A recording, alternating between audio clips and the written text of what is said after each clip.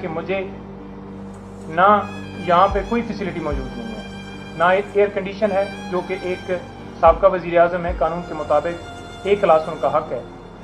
نہ کولر پنکھا ہے، خالی صرف پنکھا ہے، اور وہاں پر پوزیشن یہ ہے کہ جو واش روم ہے وہ اوپن ہے اور واش روم کا شاور بھی خراب ہے۔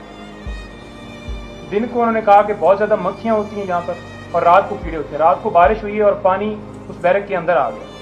چھوٹا سا کمرہ ہے، نماز پڑھنے میں بھی انہیں تکلیف ہے۔ اس کے ساتھ انہوں نے بتایا کہ میں نے کھانے کے حوالے سے پوچھا